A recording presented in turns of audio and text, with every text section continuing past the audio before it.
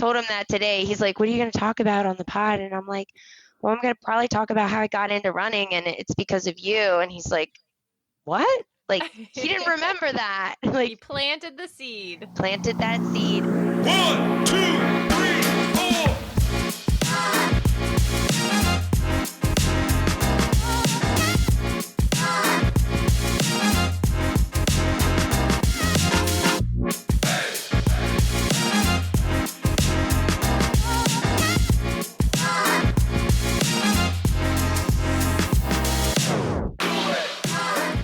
What's up, everybody, and welcome to episode 103, 102. What number is it? We're messing that up already. Welcome to episode, let's call it 102, 102 of the On the Runs podcast. Erika, what's up? I'm doing great, man. My apologies for not catching the episode number mistake either. I rolled with it. I just went with it. It sounded right. I didn't catch it. You didn't catch it. You know when I caught it was when I posted. I actually caught it when I first posted it to Buzzsprout, and it said last episode 101, and I thought, oh, I must have never given Allie's episode a number, so I'll have to go back and edit that. But then I realized the next day, I'm like, wait a second. My mind was thinking we had 100, and then we had 101, and so naturally our third episode in the hundreds would have been 103, but it wasn't. It was 102, 100, 101, then 102. Honest mistake. It's not the first time we've done this. You remember we called episode 67, 68, and we were like, one more to 69, baby, but it was really two more. Honestly, I can't keep track of them, so thankfully you are way better at it than me, because you could be like, we're on episode 300 and something. I'd be like, sure. Episode 300. We just rolled ride. with it. We're like 103. Honestly, a lot of the times in the past, I used to check with you. I'd be like, is this 72? Is this 72? And then I have to open Spotify and be like, no. Yep, this is the right one. Okay. That's not the only blooper we've had, though. We had a blooper just last week. And when we teased the name of our new, mascot, apparently we already gave it away. You blew it. Well, I caught that too when I was re-listening to Allie's episode. We just totally were like, we'll bleep it out, but we didn't bleep it out. So if you listen to Allie's had people episode, texting me and sending me DMs yesterday during Yuki's episode when we teased the name, and I go, you told us the name already. I was like, what? You know what? I'm kind of happy people are doing that, because that just means that they're listening and they're paying attention. So if you paid attention and you listened to the other episodes, you already have the clue to the name. So do you want to go ahead and officially reveal it? I think we should. This should be the official reveal on officially episode 102 of the On the Runs podcast. It's going to get so confusing. If you guys remember, we rebranded a little bit last fall, and we added a little poop character to our logo. So cute. Besides us, we used to be on the logo, and then we added the poop character. It really kind of tells you a little more. With the original logo that had the little swimming semen, you had to really look at it and squint your eyes to be like, okay, it's two runners, but what's behind them? It was toilet paper. Mm-hmm. So we fixed it. We updated the logo. This maybe could be the original logo, because it's something like you drew up on a Post-it sticky note. I mean, that was the original. That was from way back before episode 1. That was drawn in Snapchat, and we were just trying to think of something cute and whimsical, It was a Snapchat drawing, I think. One of us did it. I think we both did different versions of it. So we updated our logo, and we added a little poop emoji. And we decided recently to give him a name. I'm actually opening up magnets. I just purchased more magnets for the Boss Marathon. Oh, they came in. I'm hoping the new stickers come in on time. I got custom stickers of just the poop emoji. Okay. Oh, so these are just more magnets of the with them. These are magnets of the logo, the square logo. So if we go back, our amazing graphic design artist, Alejandra. Yes. Happy birthday, by the way, Alejandra. She had it over the weekend. Oh, I had no idea. Happy birthday. I shot her an email and I asked if she could do a couple small edits for me. I wanted just the poop emoji, and I wanted the background with the transparent background and not the blue one for stuff like the YouTube channel and all that. So you can hear I'm trying to open this package. We gotta get the magnets. Some scissors. Yes. Here's the magnets there if you're watching. if you see I this. love that it's winking. He's winking at you. Yes. He has a secret, you guys, and he wants to share it. So he has the green headband and he has the green shoes. And it's green because we tried a couple different colors. Green looked best. It's like a light, bright green. Yeah. We tried orange. I also got some in blue, but the blue on this logo with the blue background, it meshes too much. Yeah. So doesn't pop. his official colors of the headband are green and his shoes are green. We gave him a name, and yes, we determined it's a him. Erika, I want you to do the honors. Reveal officially the name of the On the Run's running poop emoji mascot. Well, it feels so special you're giving me the honors since it was your idea for his name. So, everyone, we have named our little poop emoji mascot Stoolie. How cute is that? I'm obsessed. What a fun name. Stoolie. We were gonna put this up for suggestion and voting and polls. And when I came up, as you said, with the name Stoolie, I didn't want to even chance it. Yep, you told me, and I was like, that has a really nice ring to it. I like it. That's just what it's gonna be. Yes. So Stoolie, welcome to the pod. 100 episodes in, we have ourselves a mascot. Maybe one day we'll have a mascot costume and someone will be running in it. Whoever wants to volunteer probably needs to be a small person. Yuki, you're probably perfect for that. Oh man. Oh, but Yuki wouldn't be able to wear her sparkly glitter fun costumes if she wears such a poop emoji. If she was wearing she would be game for it though, I bet you anything. If she was wearing Stoolie, she wouldn't have to worry about a porta potty code brown like the one she experienced. That's true. Oh my gosh. What a story. What a story. So much cool stuff we learned about her that we didn't even know about her and her dad in Japan, born in Vancouver. What an episode. It was so fun to get to know somebody you just see so often around the New Hampshire races. So I was just very happy that we got a chance to talk to her. So anyways, it is Boston Week. So we're about to get to our amazing guests soon, but let's talk a little more about this weekend, what we're going to be doing, where we're going to be or not be. So first, I will give the bad news. I don't think I will be making it to Boston at all this weekend. We have a dance competition. We have other things. Yeah. It's tough. It's a weekend with kids. I'm not running in the race.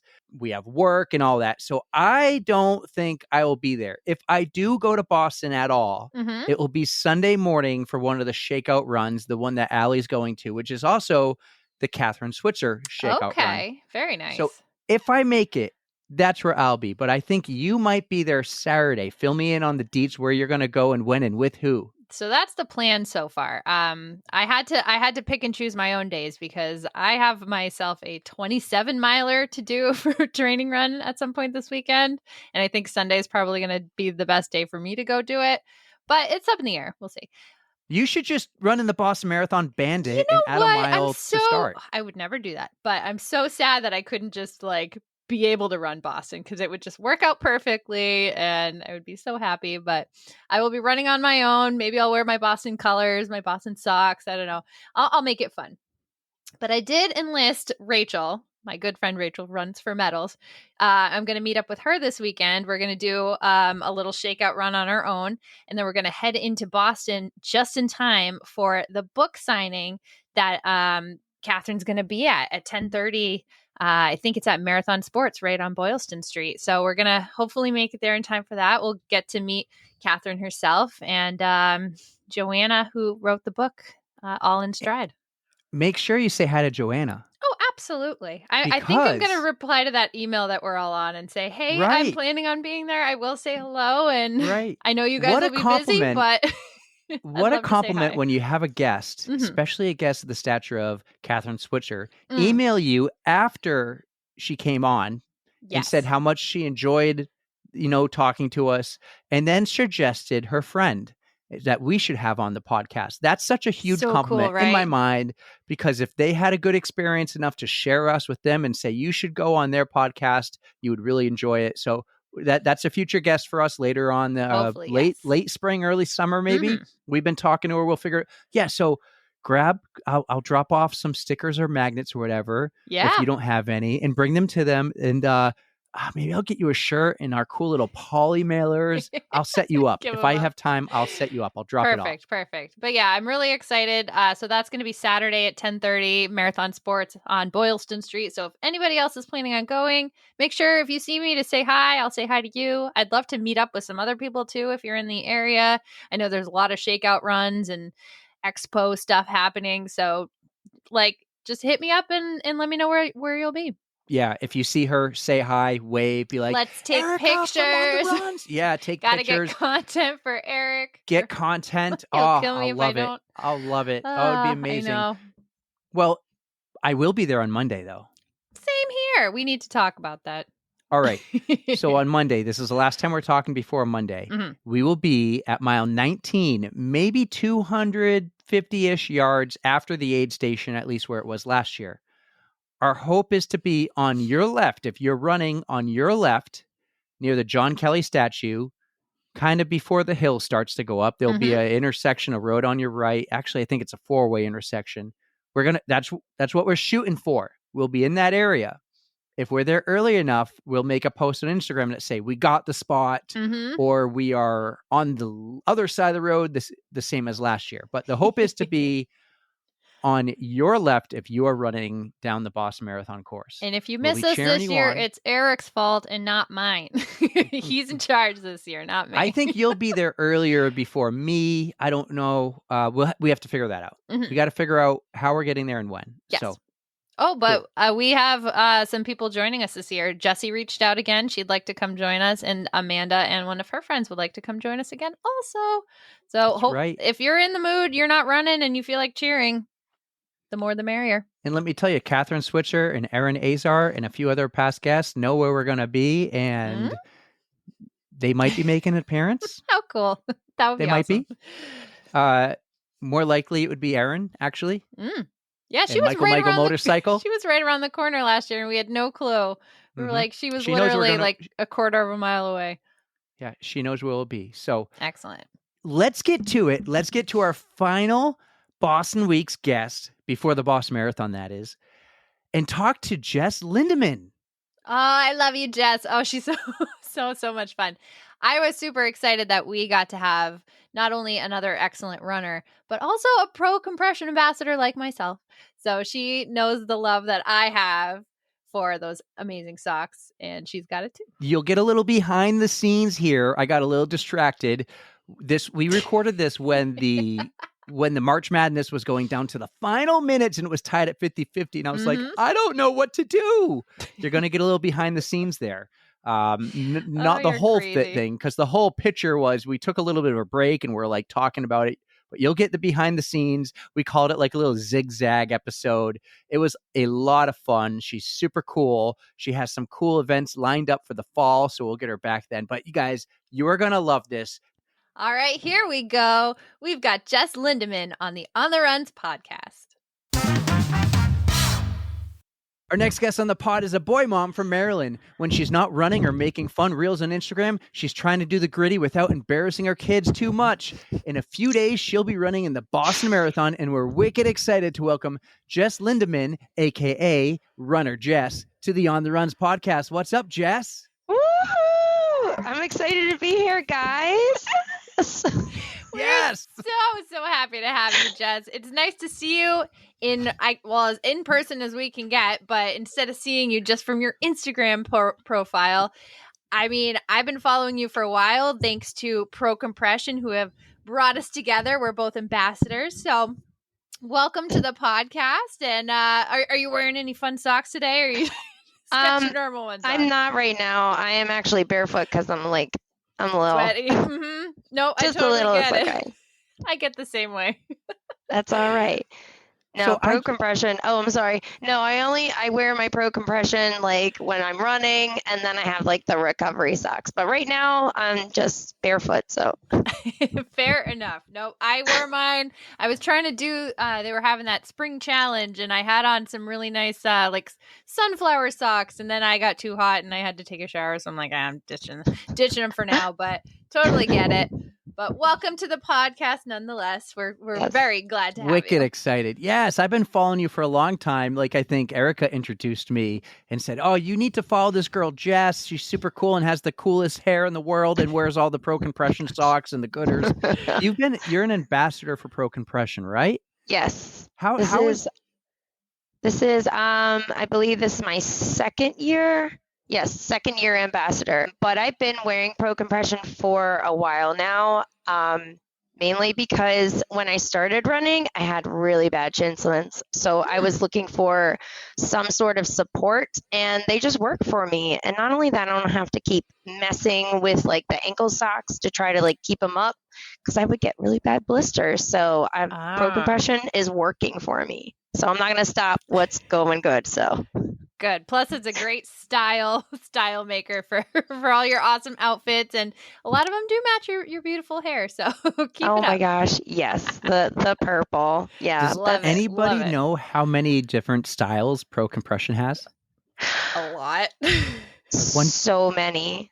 I have a ton, but I don't know. I'd say like at least hundreds. How many do you think you have? What's a ton? Oh, a ton. Let's see.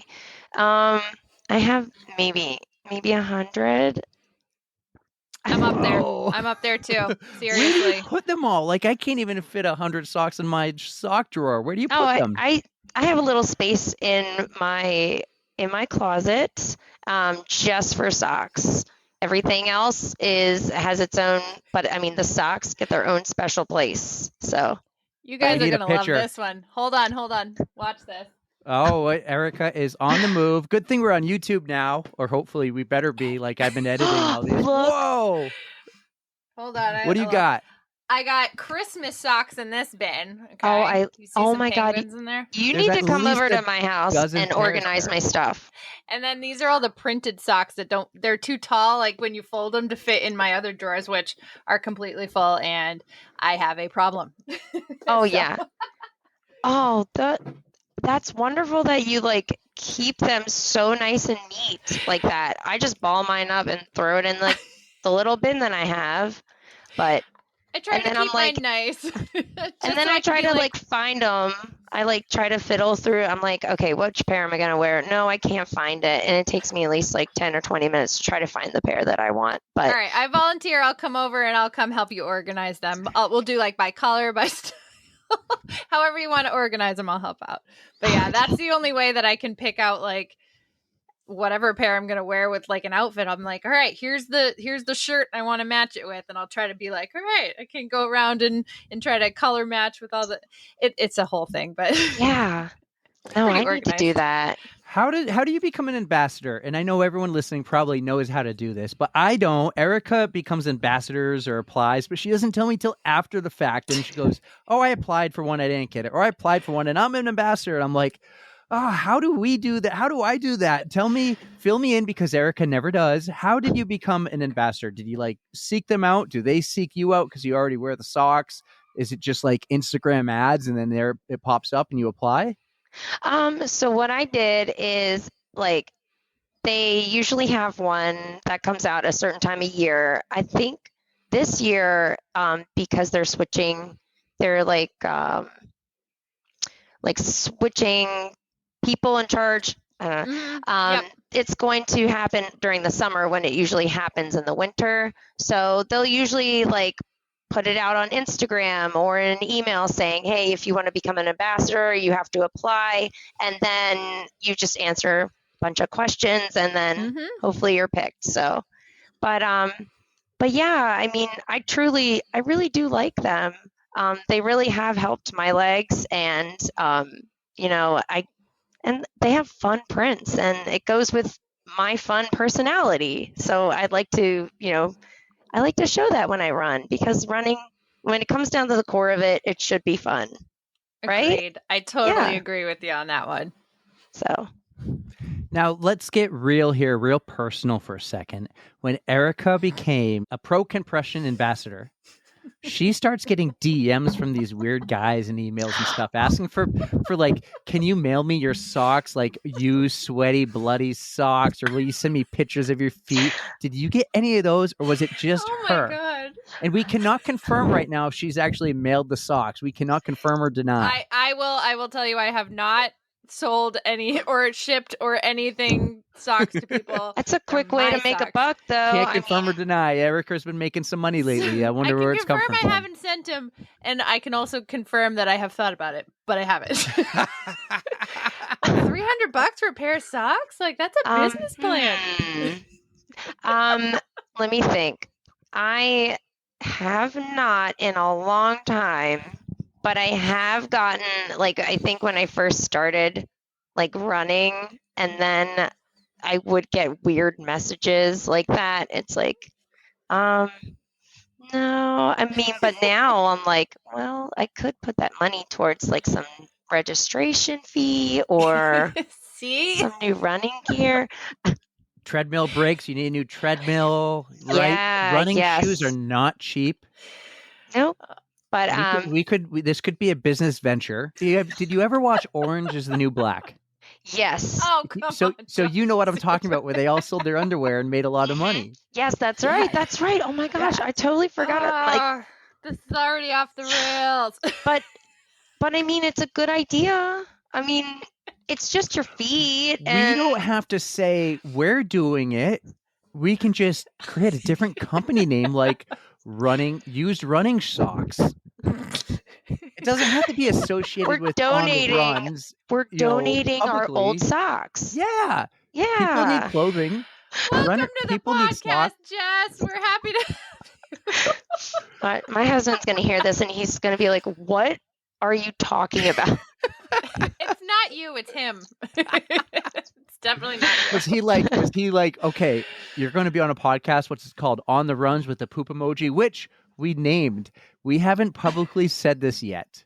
We will before this drops, but do you want to know the name we gave our little poop emoji running dude? Absolutely. He's a dude. We determined he's a he. We have determined that. Okay. His name is Stoolie. I love it. Stoolie. He tells me that, and I was like, I don't hate it. It's cute. No, that's great. No, I love it because it's a play on Stanley. Mm-hmm. Yeah. Stoolie. I Yeah. even Oh got my some like gosh. Stewie Griffin vibes out of it because he's I cute. love it. You can kind of see him in your little Stoolie. like thing. There he is. Yeah. Oh, I love it. Speaking of that, Erica just showed me the bracket. I need bracket. to go and see if it's updated before Oh, it geez. disappears. These things like to disappear on you, Jess. So I don't know if you've been following. The March Madness. Yes. So currently, Bagel has a Bagel's winning. 51% to 49%. I am shocked with how this these. We're in the this bracket final has hour. Wow. All right. It's been a Go ton of fun. Bagel. Go Bagel. Go Bagel. I felt bad for you though. You're really big into waffles, the frozen waffle. I love frozen waffles, and you're right. Yes. Like they're just perfect in the toaster. And I talked Erica into this too. Waffles go are for amazing. And is that your go-to like morning breakfast food? Yes, now it is. It was Pop-Tarts for a long time, but then they turned on me, and I'm like, how dare you? But How I love- rude. Look, my go-to is breakfast food, morning, afternoon, evening. I could eat eggs and bacon. I could eat waffles, any type of brunch food. Give me Perfect. all of that. You don't have to sell me on it because I'm there. That sounds fantastic. I love me a good Brinner, a good Yes. brunch, a good breakfast. The Brenner, yes. Oh, I love that. Brenner. All right, Jess. Well, I'm going to keep paying attention to my Instagram to see who wins because obviously we do these in advance. But let's get to know you. You're from Maryland. You used to drive across the Key Bridge every day, and that's kind of big in the news right now. Tell us about you, where you're from, what life was like growing up. Did you play sports? Were you a band geek? Were you what did you do growing up? Tell us about Jess. All right, so let's see. I'm born and raised in Pasadena, Maryland. So that's kind of in between everything.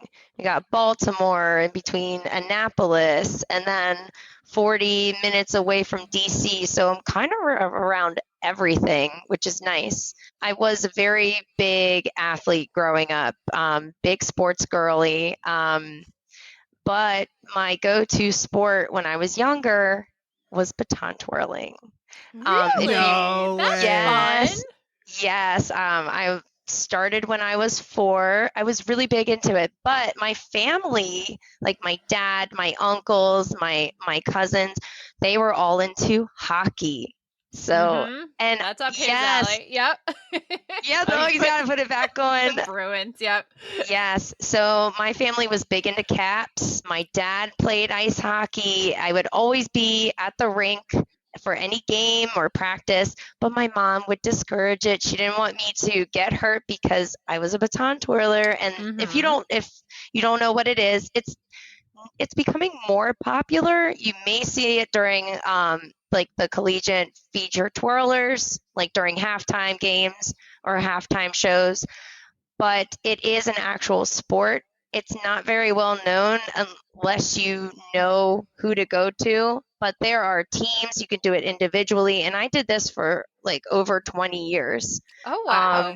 I was a part of a world championship team.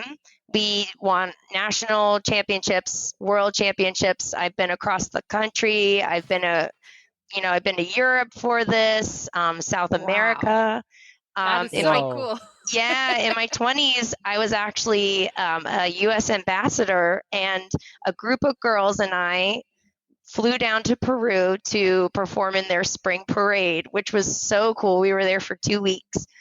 But yeah, baton twirling for over 20 years. And then, throughout that, like I met my husband, and then Was he a baton after, twirler too?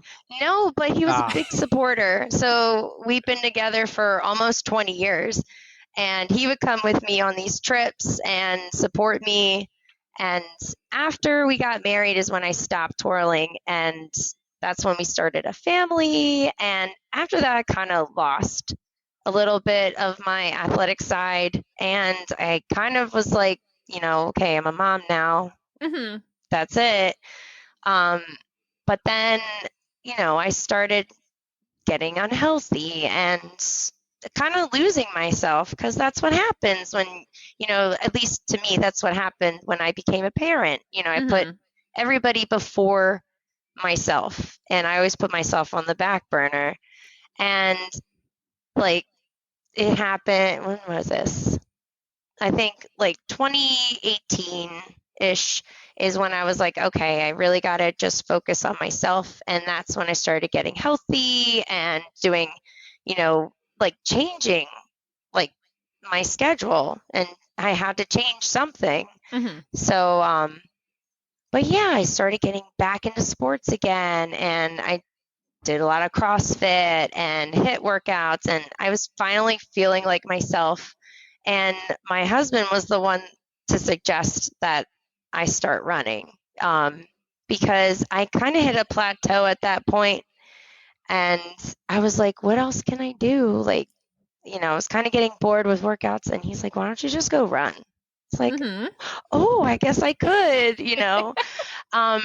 But yeah, I mean, once I started getting into running, it just like I wanted to do it more and more, and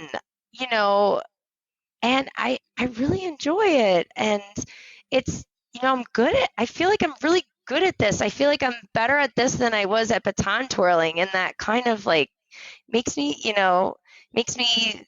like maybe there's a reason like that I got into I can running. feel your excitement in it. You're like, I have Like, something here. I have something special. Yeah, like why haven't I been doing this all my life? Right. That's how I kind of feel.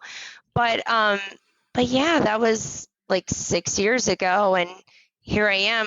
I'm like doing what I've been dreaming of for the past few years. I'm about to run Boston, which is so exciting, and I wouldn't have gotten into this if it weren't for my husband, which is like, I told him that today. He's like, what are you going to talk about on the pod? And I'm like, well, I'm going to probably talk about how I got into running, and it's because of you. And he's like, what? Like, he didn't remember that. Like, You planted the seed. Planted that seed, and now he's like, oh, you're going for a run again? I'm like, yes, I'm doing it when it's, like I'm doing it on my own time. I get up super early, so I don't have to bother anybody. Everybody's asleep, except my dog, who likes to come downstairs and like hang out with me while I run on the treadmill.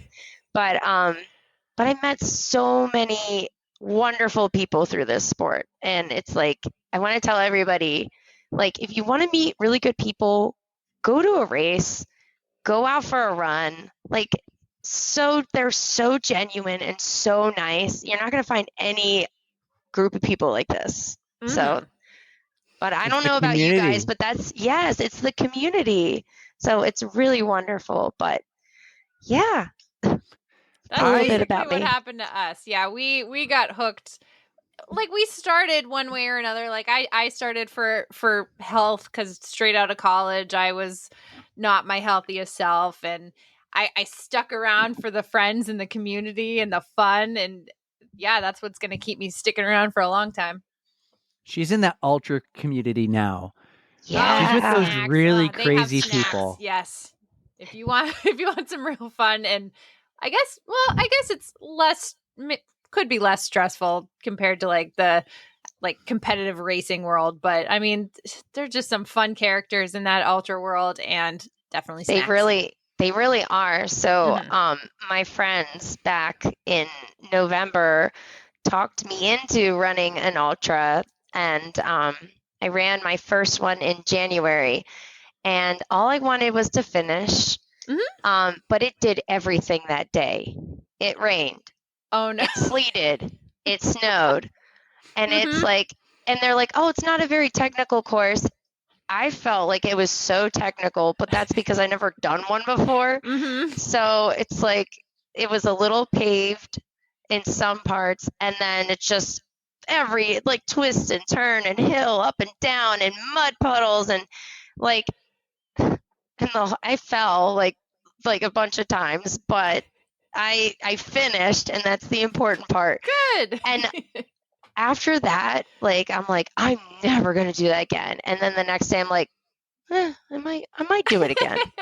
So then my friends, talked me into signing up for this one that's happening in September called Pemberton.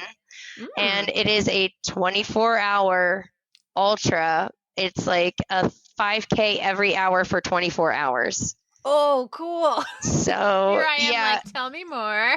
So my friend who ran it last year never ran an ultra before, and she ends up running this one and ends up winning the female. Like, nice. Yeah. So, but she was saying that she had so much fun doing it. You get to be intense.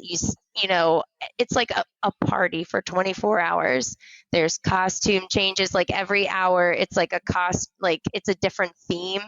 And I'm like, oh, cool. I'm down for that. So yeah, I signed up for that one in September.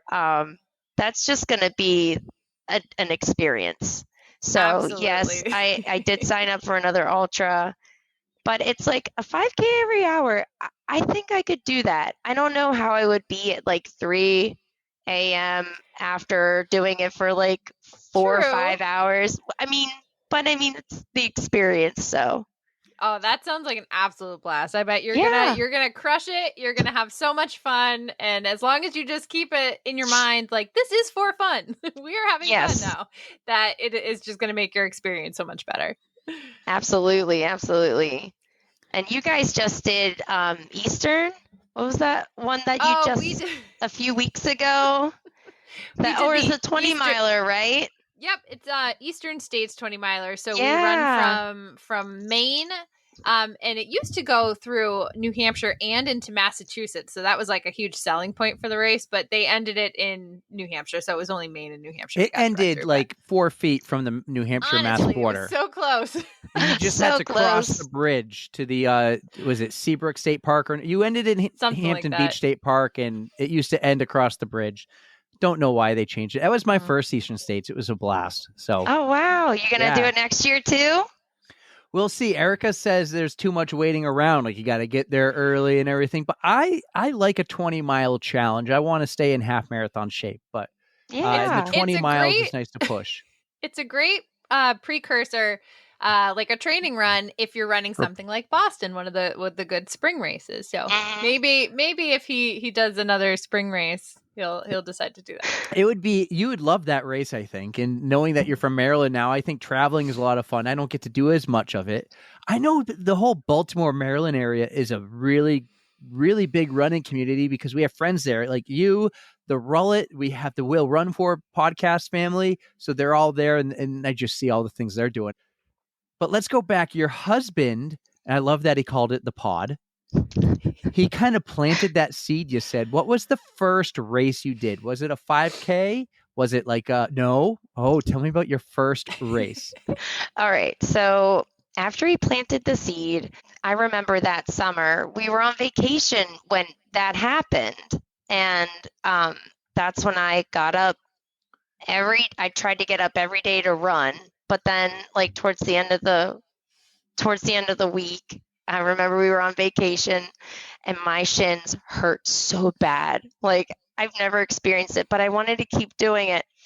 So I started like posting on my stories. I would do maybe like 3 miles one day, 4 miles the next day, never anything over 5 miles. I was not advanced. I was just starting out.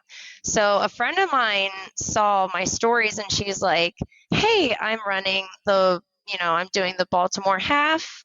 It's happening in, I think, it's the beginning of October. Maybe we could run it together, or, are you going to be running it? And I was like, no, but I'm really interested. So I looked it up and it was the half marathon.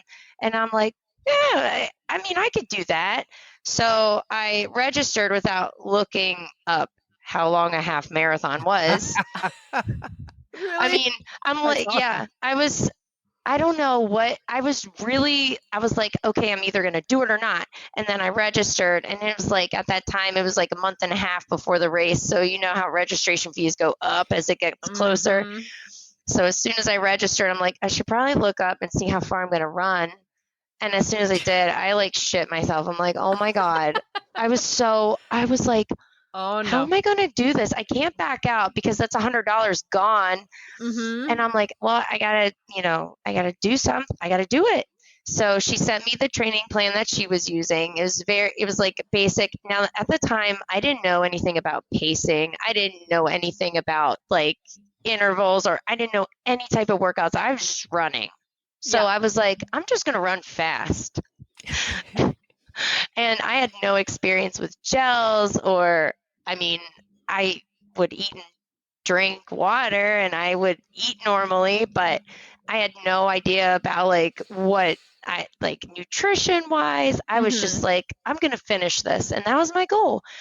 And didn't even look up the course or anything. I'm like, it's Baltimore. I've been there. I didn't realize how hilly it was until you actually run in Baltimore. So I just remember, it was pretty warm that day. And I was like wearing those capri pants and a t-shirt, and I was having fun. Like I was enjoying it, but then it's like, towards the end, I was getting so fatigued, and I had gels with me. So I took 2 gels back to back. I'm like, I better eat these suckers, I'm like taking them. So I got to the finish and I finished, and it was nice because like my kids were there, my husband was there, my mom was there. It was like my first race. It was like huge. And then I cracked open a beer at the finish line. It was great. And then I heard, and I was like, no. Oh my God, we need to go. So like I'm in the, like we were packed in the van, and I'm like trying not to. No. And I'm like, we need to get home right now.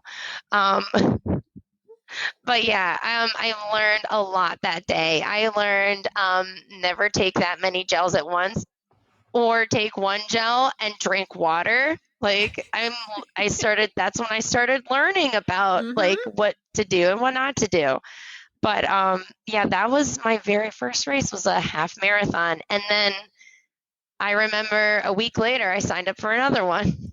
So That's how it Excellent. works. that's how it Glad goes. didn't That's just how it deter goes. you from doing anything else. So That's that's right. It's always a plus. Yeah. It's funny with racing. I mean, if you're just starting out, it really is trial and error, just trying to figure out what will work for you, figuring out when to eat, when to drink, all that stuff. So at least you had a starting point. You got through the race. I mean, afterwards a Yes. little iffy, but you Oh my did it gosh. and you kept going. But I think the reason why I signed up again is because it was like a party. Like the streets were filled with people and they're cheering for strangers who, they want to see them achieve Yeah. this thing. And I just was like, I was like, I cannot believe all these people came out just to like cheer on others. And I think it ties in with community. That's why I keep going Absolutely. back to it. But I mean, here I am, like doing more. We love to hear it because I know when I first started out, I think I did one half marathon and I was like, this wasn't as terrible as I thought. But then, I eventually jumped to the marathon mark and it took me 3 years to do another one. And I mean, Wow. I don't know whether it was just me being lazy or tired or injured or what it was, but I don't know. It's sad that I missed out on so much time where I could have been doing fun things like that. Yeah.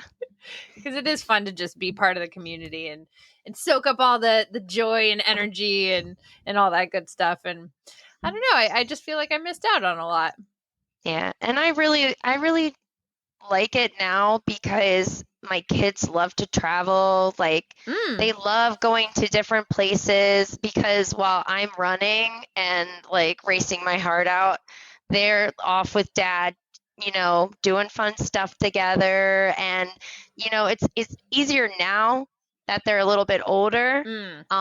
But they like to explore the cities or wherever we're at, and they, go out to eat, and then they, meet me at the finish line. Or when I did Chicago last year, or like this past Chicago, there was you can't like spectators can't really be at the finish. So my husband called me. He's like, "Hey, where are you?" I was like, "I just finished." Like they saw me like 800 meters away from the finish line, and then they're like, "We're hungry. We're gonna go eat." So he called me and told me where they were. So I'm like, had my space blanket on, kind of like waddling, like going with the flow of everybody, trying to get to the restaurant that they're at. And people, as they're passing me, they're like, "Congratulations." I'm like, "Thank you." Just trying to get to the restaurant. Glad they have it easy and they can at least go get some food. Order me something. Yeah, they're there for the food and for the adventure of traveling, So Part of the fun. this first half marathon, what year was it? Do you remember that? It was 2018. 2018. So that was your first half marathon. When did you ever think about something like Boston could happen? Like you have not run a marathon yet. You signed up for another half marathon later that day. Like, were you just dabbling a little bit, or were you thinking like, when did you learn about like the Boston Marathon and all the worlds and everything else, like Chicago and Philadelphia? So it was 2020, like when nobody else was doing anything, when racing was kind of on the down low. That's when I started to actually learn a little bit more about like running, like VO2 max and, aerobic versus anaerobic, and really get into like the mechanics of running and just everything that goes with it. And when everything started opening back up, that's when I got the courage to sign up for my first marathon. Unfortunately, they had to push it back. Like it was supposed to be a spring marathon, but they pushed it back to a fall marathon. So it was fall 2021, and it was the Coastal Delaware Marathon in Rehoboth Beach, which was, I loved it. I loved the course, but like this was my very first marathon. I didn't know what to expect. And it was a learning curve for sure because, mile 20, 21, I hit that wall and my legs would cramp up and, I finished. And after I finished, I remember later on that day, I was looking at my time and I was like, maybe, I think it was like 3:38 or 3 hours, 39 minutes, somewhere around there. That's great. Yeah. That's wicked And good. I was like, I was only 3 minutes away from like a qualifying time. And I was like, I could do this. Like I could totally try and qualify. So I remember after that race, I kind of made a plan. I was like, okay, I want to try to qualify for Boston. Okay, when am I going to do that? I should probably put a timeline on it or like a timestamp, like maybe do it before I turn 40. So I was 37 at the time. And then I remember a month after that race, I signed up for my second marathon. And I was so gung-ho about qualifying that that's all I wanted. And I remember putting so much pressure on myself. And it ruined it for me because I remember after that, I signed up for the Delaware Marathon that in Wilmington, Delaware. It was a spring race, but it was so different from a fall race. The weather, the conditions, but I just remember putting so much pressure on myself to qualify. It didn't make it fun. And that's when I was like, you know what, just, sign up for another one and just have fun with it. And I did a lot of things differently. I actually got a training plan that wasn't online, which is huge. Like that really opened the door for me because I, followed this training plan and I, did things differently, took in more electrolytes, took in water, tried different gels that worked for me. You didn't try 12 I can't say that. You didn't try a bunch of gels at the same time. Gels right after the back-to-back. No, I did not. I learned that lesson, but I was like, I really got to just trust my gut and just like do things differently or else I'm not going to succeed. And I need to take the pressure down because I do want to enjoy racing. You put so much pressure on yourself to try to do these things and then it becomes not fun. And I didn't want to do that. So I was like, you know what, when Philly rolled around, because that was my third one, I was like, whatever happens, happens. Just enjoy it. You're here to just enjoy yourself. And, I remember that day things felt differently. I had a different mindset going into that race. I was more positive. I was less nervous. And that's when I qualified. I was like, holy shit, like, look what happened when you have a positive mindset and you don't put that pressure on yourself. But yeah, now I go into racing differently. I don't want to be a bundle of nerves because I want to actually enjoy it, so. That's the way to do it. I agree. I just have to tell you, so I ran Philly the year that you did. You did? I had known you She mad at this you. point. Oh, I'm not mad. No. I'm just No, kidding. so it was I like to so stir it up. cold that day. Oh my God, I remember. It was freezing. And the wind was like, what, 25, 30 miles an hour, just whipping. Oh, yeah. But you know what made the wind worse? When you flew by her. He's right about that. I was bundled up. I think I had like a jacket on top of a vest on top of a long sleeve, and then I had like Angry Bird PJ pants on that I was like, I'll throw these away eventually. I wore them to mile 8. I was still frozen, but oh my gosh. Anyways, I recognized you by your hair, and and I just see you like just going right by, and it was like, oh, I think that was Jess. So. I remember just being in my, like, I had a really good playlist. I was just feeling it. And I was really trying to block out Like, I really didn't want the weather to get to me because it was cold that day. I remember waking up and just walking to the store. I had my big blanket on, and I'm like, shit. Like, I was like, but at least it's not raining, and it is going to warm up, but it never did. But I remember finishing, and I looked down at my legs because I wore shorts because I was super awesome. And my legs were they were so red and chapped just from the wind and the cold. But I was like, yeah, I just remember being so cold afterwards. I had the hottest shower. I think I was in there a really long time. I probably took up all of the hot water in the hotel that we stayed at because it was so cold. Well, whatever you did that day absolutely worked for you. So I'm glad you had the good playlist, the good mojo, whatever it took to get you through that race, because that was a doozy. Oh, man. It really was. So cold.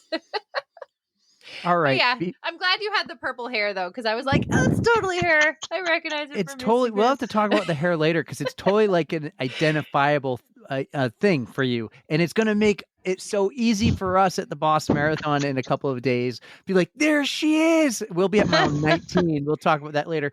I have to pause because I don't know if you noticed, I've been very distracted. The results. The results are in. It is 24 hours. We have a total of 84 votes, which is really awesome, right? Hell yeah. When we started this, I think Bagel was up. Okay, just before we started, Burger was up. So I'm going to tell you exactly who. Burger was up, and then Patrick Lieber voted Bagel. Diane voted Bagel. Kathy Lieber voted Bagel, and it went up by 1 vote. And as I keep refreshing this, I took screenshots to remember. In the final minutes, Abby B voted Burger. We have a 50-50 tie. No way. What am I going to do? Look at this. 50-50. It is officially over. I'm going to have to think of what to do. We're going to have to go to overtime. Tiebreaker? I think you got there's got to be a tiebreaker. Yeah. Unless you do like a pizza bagel and a pizza burger and just make them pizza. So then pizza wins. Pizza. That was my vote. I like that. I think pizza bagel. This is all staying, by the way, so people can hear like the live, our game planning of what to do.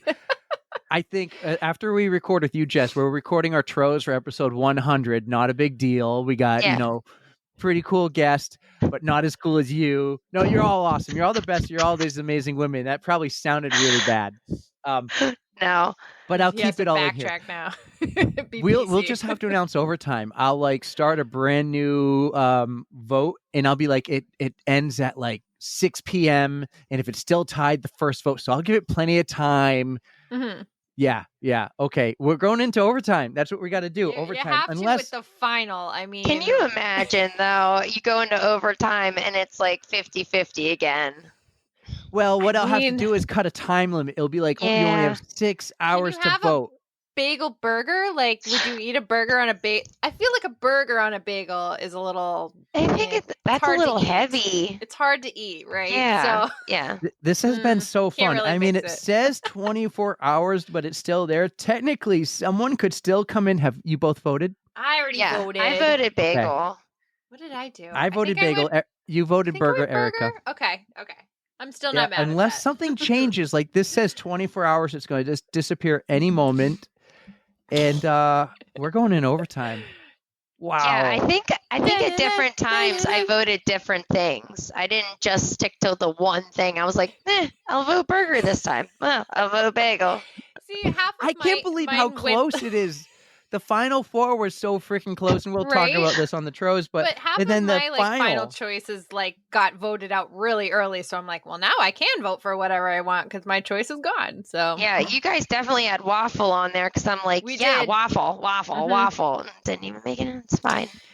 I went for waffles. I did. I think actually, here's my bracket right here. How far did I make waffle go?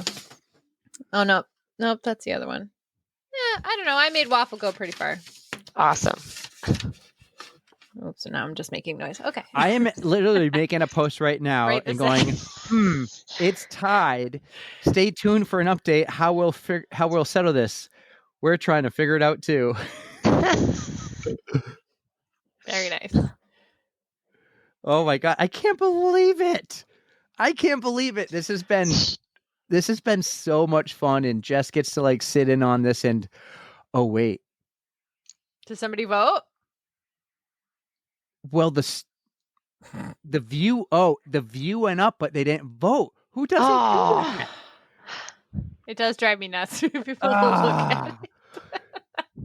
Jess, well, you're you getting can't like make 'em firsthand click experience, and No, like, this is exciting. You can't make them Alright. click it. all right. Well, Jess, we've broken the ice a little bit. You did the baton twirling, which I think is so cool. Did I That call is it the right super thing? unique. It is Yeah. super unique. Not the Kind of first fits time my someone's character. mentioned it, though. What's that? Not the first time someone's mentioned it on this podcast before, though. Do you remember Magic Mile Mike, Erika? Yes, but Yeah. I don't remember I remember, of course I remember him, but I don't remember his baton twirling. Oh, no, wait. Were we trying to asked get him him what to his do D1 that in New sport York was. City? He competed in D1 college Oh. sports. We go, what was your sport? Baton twirling. And we're like, But he really? And lied. then But he Jess lied. actually did it. It was an April Fool's joke, which was meant Oh for my today. gosh. You're the real Oh. deal, Jess. You Oh my. actually did it. Yeah, man, that was so long ago that I think about it. But yeah, it was quite an experience for sure. So, Jess, you Back on do your track. half marathon. You kick Erika's butt at the Philly Marathon. She did by like a lot. I honestly wasn't listening, and you told me you went to qualify for the Boston Marathon, but you're trying to decide which one. It was like the springtime race, but then springtime was different than the fall time race. See, I was listening, but I forget what race it was. When did you qualify for the Boston Marathon? Or better yet, didn't you come so close one year and you just missed it? No, I was so when I did the spring marathon, I was probably around the same time that I ran my first marathon. So that was when I put so much pressure on myself. And then I did Philly, and Philly I PR'd by like 20 minutes. And I'm when like, I tell you she went like flying by me, I'm not joking. so after I crossed the finish, after I crossed the finish, I forgot that I started a little later because of the different waves. So when I looked, I thought I qualified at 3:26 or 3:25 or something.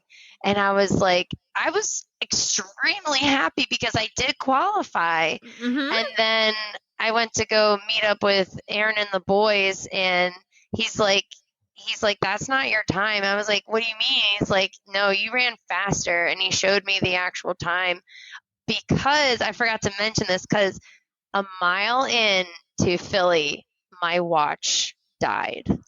So you were doing the whole thing just by feel? Holy shit. I'm I even totally more forgot about impressed that. right now. Oh, so you just were like, gotta wing I it had now. I had a certain fruit watch. We'll call it a fruit watch. And We don't like them. so me neither. So whenever this fruit watch, like whenever I did anything in like really cold weather, it would freeze up. Even if it was like on the high, even if the battery was charged and everything, it would just shut down. And then once I like put it back on the charger and waited a bit, it like poof came back.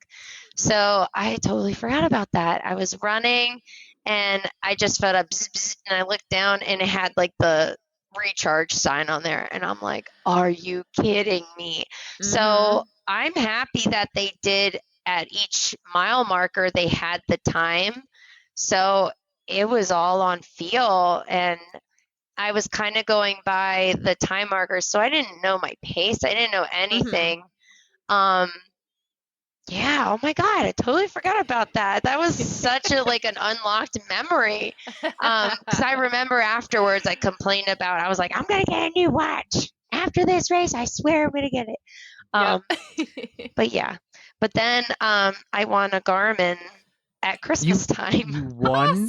Awesome. Amazing. How'd you I win won this? a I forgot. I forgot who had a giveaway. Someone had a giveaway, and they're like, if you tag a bunch of people in the comments, if you It reshare the works. story, and I was like, I really want this watch, and I'm like doing all of the things, and then I got a message in my DMs, and they were like, you won, where should I send the watch to? And I'm like, oh my God, like it was like a Christmas miracle. And then That is amazing. and then on Christmas, my husband gave me a fruit watch. And, No. and I was like, and he's like, just say it. You're gonna wear that other watch, aren't you? It's like, so now, yeah. Sorry. It's a thought that counts. And that's what I said. And he's like, you don't mean that. No, it was very amazing. He's amazing. So We were so convinced that nobody actually won those Instagram contests. Oh, yeah. You are Yeah. living proof that it happens. That's awesome. It does happen. So don't give up. Erika, Don't give up. I'm a living proof it happens. Oh, you're right. He won the camper. I won a Oh, yeah, but $20,000 camper I'm- on an Instagram. Actually, it was He did. Facebook. No, it was Twitter, or X as they call it now. Oh, yeah, I call it was X now. convinced it doesn't happen because I always forget. But I'm tagged in shit all A the time. $20,000 camper? Technically, MSRP was $14,999, or else I have to give you some gift tax. But like, if you go on to Kelly Blue Book, whatever, it's like over 20 grand. Wow. I'm not selling it. I'm keeping it. It's awesome. I love it. I was really worried it was going to be like a $100,000 camper where I have to buy like an $80,000 truck to tow it. Oh my gosh. But it's Yeah. a perfect little 20-foot camper. It's actually not. That's It's 17 awesome. feet.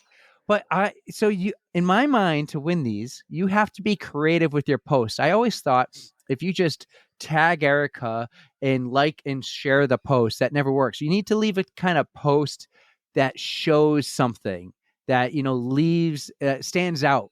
For instance, I also won airline tickets that I've never cashed in, but I won them for writing like a good post about Spirit Airlines, which no one else ever writes a good post about Spirit Airlines. The fact I won was I wrote something versus just tagging you. Yeah. Did you write something? Do you remember, or did you just tag someone like Erika? I remember if it's a good giveaway like that, I tag a bunch of people, and I'm sure like there are people out there or my friends that are like, God damn it, she's tagging me in this again. What is it? What is it? Oh, great. It's a pair of socks. Great. No, it's nothing like a pair of socks. Usually it's like something expensive, something I can't normally buy for myself. Yeah. And then I'll say something in my story like, I really need this. Like truly. Or like, I don't know. I'll just be like, I want this. Like, but I don't think I really said, I didn't give, I don't remember if I gave my spiel about my fruit Just watch saying, dying. I want this watch. It would be perfect, though. Like, I really need this because my fruit watch is like awful. I But love that we call it a fruit watch. We're gonna call it fruit phones going forward. yeah, I mean, because you never know who's listening, and they're like, "Hey." We can So- start Right. calling it a lemon. But yeah, a lemon. But Yeah, there you go. I like that. But yeah, so Good for you though. So you got the upgrade, and hopefully the Garmin has treated you well, and you haven't had any other issues. Look at that Good, beautiful good. watch. Wow. oh, and Wait, I have a what's on it? Is that the Oh. dumpster fire dog? yeah. We're like, this is fine. This is fine. Yeah, and that's what it says. It says this is fine, and then it'll go to the time. But I'm like, how perfect is that? Amazing.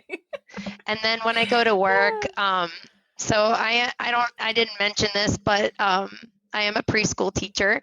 So when I go to work and the kids are like looking at my watch, they're like, "What's that?" And I try to like hide it because I don't want them to see the dumpster fire dog. Oh, it's just teaching them everything is fine. This is Yeah, fine. even in the wildest of times, even when everything is on fire, it's fine. I love it. But So Jess is going to Boston. She qualified. So how far did you? So you said you did better than you thought you did. By how much did you qualify? Like you said, a 20-minute PR. That's incredible. Yeah. So my time in Philly was 3 hours 18 minutes. Wow. Yeah, So and you are firmly going to Boston, cutoffs or no cutoffs. Like you had, Yeah, a I had a very pretty cushy good- buffer. I had a very cushy buffer. So yeah, I never thought I could like run that fast. And then like after I applied and I found out I was going to Boston, like the pressure was off. Because like a few weeks later I went to Chicago and I PR'd in the marathon again. Like, I am so impressed. That is incredible. yeah, I mean, granted that Chicago, I really enjoyed Chicago. Me too. Not Big only was fan. it very flat, Chicago. but yes, I loved it.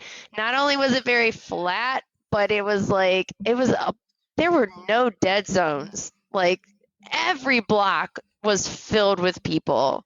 It's like I remember at one point there was like a church and all like the priests and the nuns are out, and then the others, like I remember running a few blocks further and then there were the drag queens were out and dancing and just having a good old time. Like everybody came together. There were no dead zones and it was like a party like the entire time. I had a smile glued to my face during the entire race.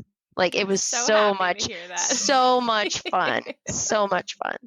And like I remember I got my race pictures back and I don't think there was one picture where I looked like I was dying. Like every picture, I was just like, yeah, I'm here. And I was just enjoying that experience. So, but yeah, Chicago really it really holds a place in my heart. It was so much fun.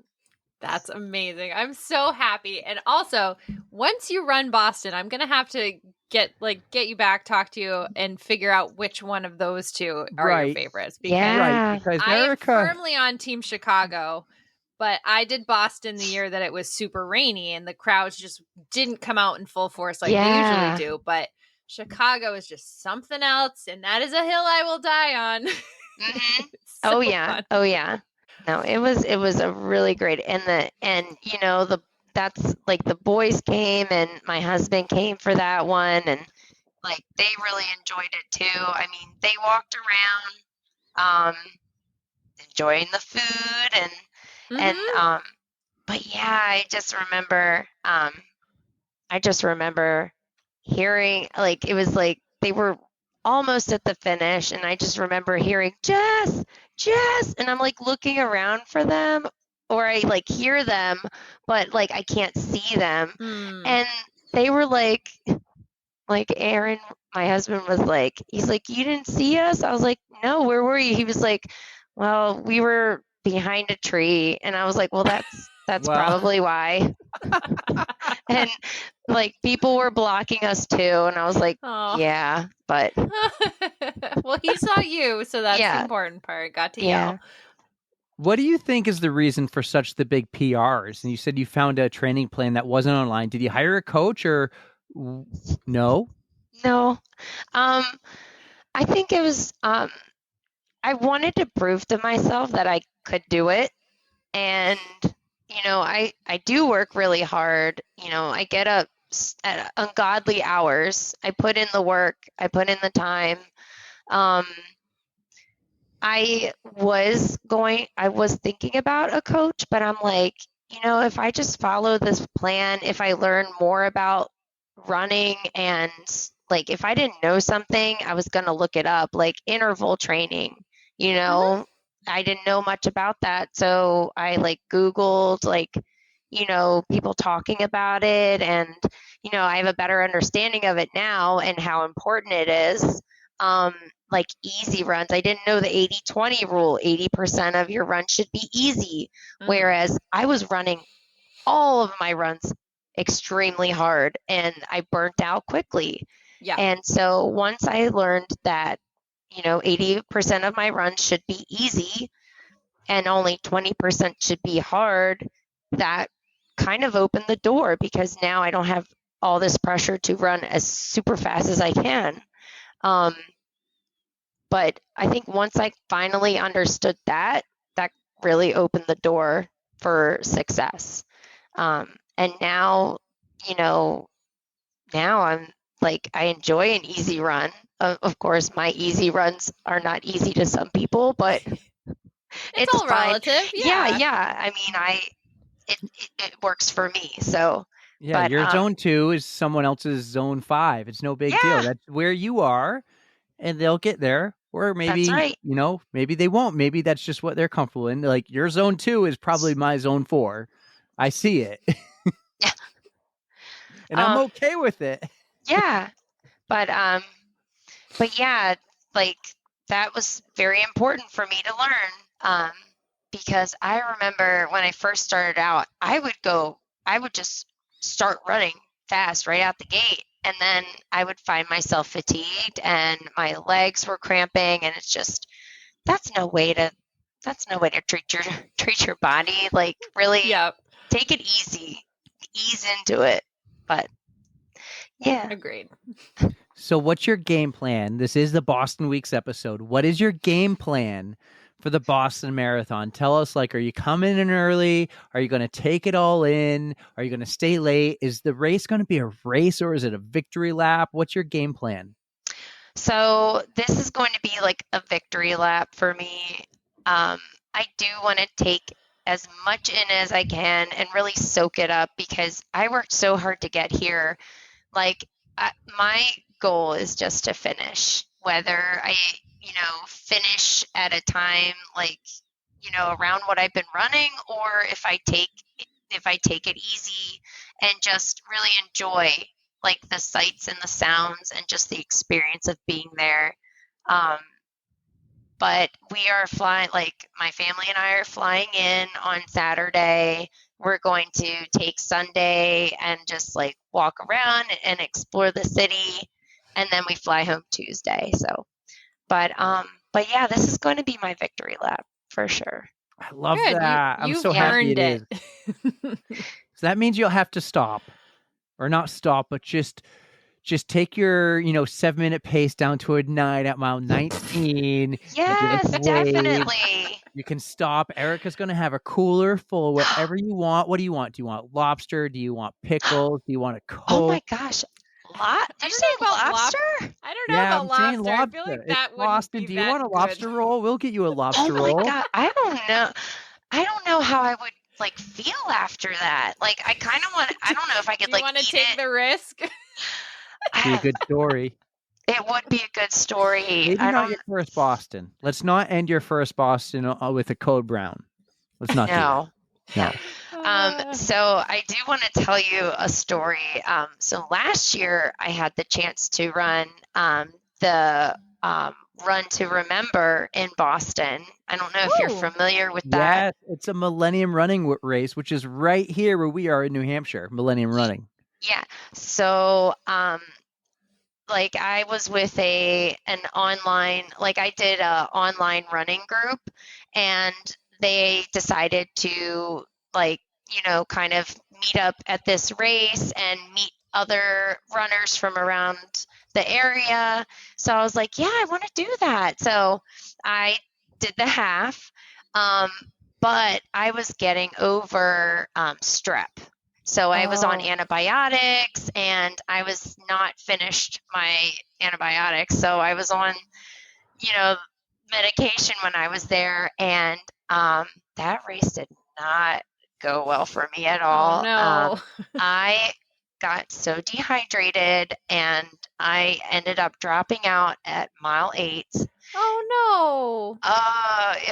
It was terrible. Like, I could just feel like when I was running that race, I felt like something was off.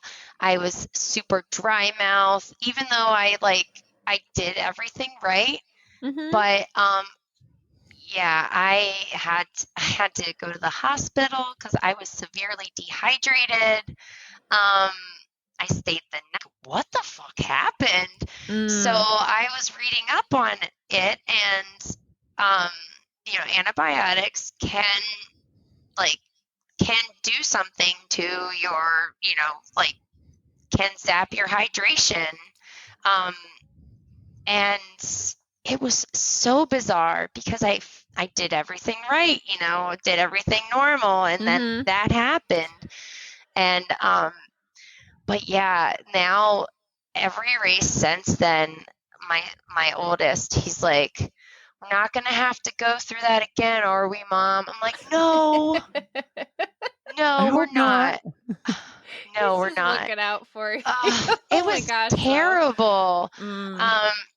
But I mean, I look at that and I'm like, well, it was another lesson learned, So I know that this race coming up, though, is not going to happen.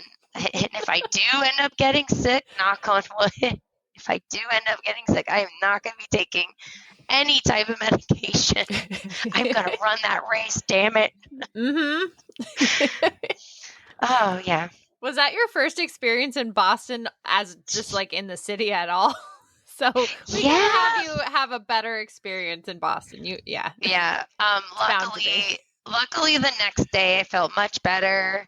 And we actually spent that day, like the day after the race, I felt better. I was able to get out of the hospital, and we did, there was the Children's Museum there. We did that. Yeah.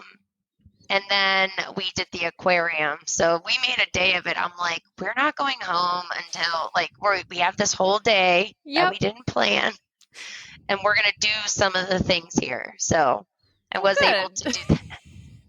That's making the best out of a not so good situation. That's right. So. That's right. The aquarium's one of my favorite places. I love it there. It was really nice. Yeah.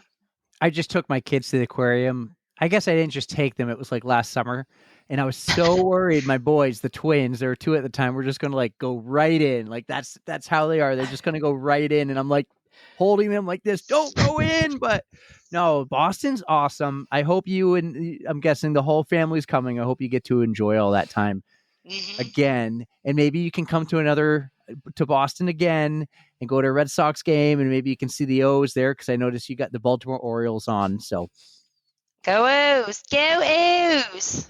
Let's talk about your Instagram, though. Your Instagram is so fun. So I said earlier before we hit record that, yes, we're excited. We have you on, and we've been creeping your profile all day. But honestly, we've been creeping your profile for months and months and months. Your Instagram is a ton of fun. She's just have making cool videos before Rory has. And you're doing it at 4 in the morning. It's like I wake up, I lay in bed, I turn on Instagram, and here's another video by runner Jess, and it's just so good. Thank you. I just like to play around with stuff like that. If something comes to me, I'm like, that would make a pretty good video. Do you do them in advance? Or you do, because a lot of these are super early in the morning. Like the one of you eating the waffle at 4 a.m. and your dog begging you for a little bite. Oh yeah, that was. Are you doing that right then and posting it before you run? Or are you taking the video and then you just create it later and schedule the post? Oh yeah, I'll record it there, and then I'll go do my run, and then I'll go back to it and zhuzh it up a little bit. But most of them are just on the whim.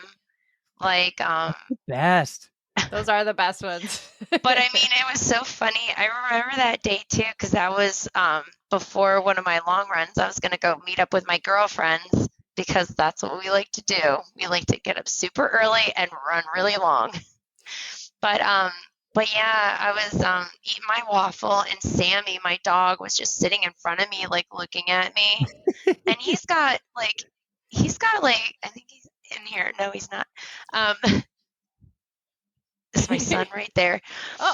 It might be. The door's open and closed a couple of times. No, but my dog Sammy was just sitting there, and he's got the face of or he's got this dog model face where he's just, and he does that little cute head tilt, like you say certain trigger words, and he's like, Yep. but yeah, he was. Oh, yeah, that's my Sam Ham. Oh yeah, and then my cat was sitting on. She was sitting up there too. I forgot. Oh yeah, Piper. Yep, that's my girl. Oh my god, I love her. Please, Mama. Oh, you gave him the last little bite. Absolutely, Oh, you're such a good mom. He is so spoiled. And then and then you got ones like this. Get ready with me. 20 miles. It was super cold that day. I was 20 kind degrees outside. So dreading that one because, but it's funny. It's waffles. Like, yes, oh, the waffles, dog. and there's my Sam Ham. But yeah, when it's really cold like that, it's like, oh, I don't want to do it. But then once you're in it and you're doing it, it's like it's not that bad, You do warm up after a while, but it's so hard for me to get out when it's cold. I know. The motivation is like negative. It's as cold. It's like negative 10 as the weather is outside. Like that's where my weather or my. And then the other one I motivation's wanted to ask. Sorry. And then the other one I wanted to ask you about was your basement. You run a lot in your basement. You got the treadmill there. It looks like it's just insulation, but does it get hot in here? Is that ceiling high? Like Erika's basement, her little pain cave, she is like 2 inches above the rafters. Oh, no. It's a drop ceiling. Oh, no, it's not. Luckily, it's not like 2 inches. It's pretty wide. It's just not finished. It looks like I'm running in like a space station. It looks like you could like heat it up like it's a sauna or whatever, and you could put like an infrared red light on you and get some of that hardcore training. Oh, no, man. It's just an unfinished basement, and it's actually like the coolest part of the house. So I do run a lot on the treadmill because where I live, the road is not very safe. Like we have a lot of accidents along there. I'm either running in the basement, or if I do end up running in my neighborhood or the road like outside of my neighborhood, I usually wait till it's light outside so it's not as dangerous. But most of the time I like to drive to the trail that's near my house, meet up with my girlfriends, and we'll just go hit the trail. And it's a really nice trail. It's paved most of the way. And if we do our really long runs, we'll run over the Navy Bridge into downtown Annapolis, which is pretty cool too. That's my cup of tea. I love the like paved rail trails. I'm still not good at the actual trail routes kind of stuff yet, but rail trails are where it's at. All right, I want to show you one more reel. And so I see these a lot of the time, and I'll forward them to Erika. I'll be like, we need to do this, or we should try this, or do something like it with the music or with the audio. Is this a lip syncing one? Because she's real good at that too. You are real good at lip syncing, but that is not the one. And I said, I hope someday we can do this. We need about 4 or 5 people, and I want to do it with you. This one right here. Oh, amazing. Who would you be? If we did this reel, who would you be? Oh, I would be Charlie Day. Yes. That would be me. I'm probably the D who's just going to do like this to try to like get all my wiggles out. That's, yeah. And I love her interpretation. It's supposed to be like the inflatable arm people. Yes. But yeah, I would be Charlie Day. So for people not wondering who are listening on the podcast, not watching on YouTube, it says it's a reel. It says there's 2 type of runners. There's runners who dance out their nerves and the pre-race jitters. And then there's the runners who regret even signing up. And you see the entire cast of It's Always Sunny in Philadelphia. And they're all dancing except for the one guy, show. of course. Yeah.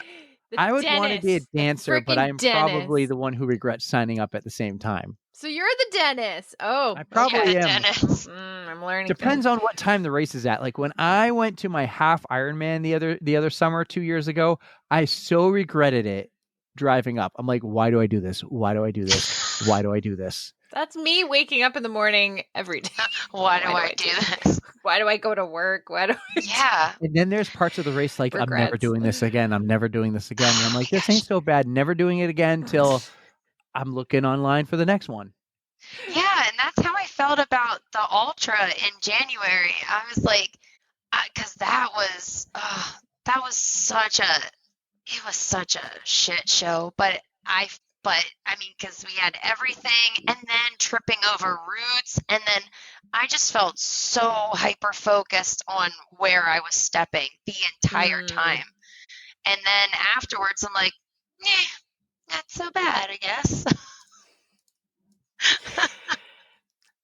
I always get that way, just like, I can do better. There's something that's got to give. It's either the weather or like I'm wearing the wrong shoes or like something can change, and that's usually where I go with it. Like it's got to be better than this. Yeah, I'm sure if I ever do another one, it hopefully will be, because maybe I'll like cave and get a pair of trail shoes and not just wear road ones, because that's what I did. So Jess, you've been running for a while now. You've been an athlete your whole life. I'm sure you're full with advice, whether it has to do with what was the sport called you did? Baton twirling. Whether it has to do with baton twirling or running, I'm sure you could give us some great advice. I am compiling a list of code brown commandments. I'm ready to write them down. Always be prepared, have a wet wipe, or leave no trace. It could be my favorite. This is the one I've added. Diaper rash cream cures chafing overnight. Do you have a code brown commandment that we could add to our list, and tell us why if you have an experience with it? Let's see. Well, the wet wipe one has already been taken, I'm sure, because I do wear a hydration vest when I do the trails. And at one time when I ran with my girlfriends, we went to a different trail, and I was super prepared for everybody. I made little baggies with little wet wipes in them, and I was passing them out. I was like, you never know when you're going to shit yourself. So, because when we're on our regular trail, we know where the bathrooms are. We know what time McDonald's opens. That's right off of the trail. But we went somewhere new. I'm like, you never know. Let's see. A code brown commandment. I was trying to think of a different one. Okay. Don't go where people usually step. Oh, that's a good one. That is a good one. So don't be like a horse that just drops it in the middle of the walking trail. Like go off the beaten path. I don't know. I like that. Love it. That's a good one. I always think of that when I'm riding or running on a rail trail and I just come up across a big pile of poop that's from a horse. And you're obviously. like, is it human or is it animal? I can tell when it's a horse. It's pretty big. I'm like, that was a human turd. Something's wrong. Or they're just, oh no.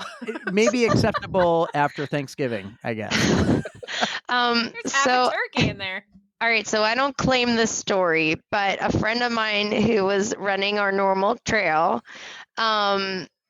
she was running it and in the dark had her headlamp on, and she came across someone who was kind of off of the path, taking a deuce right there.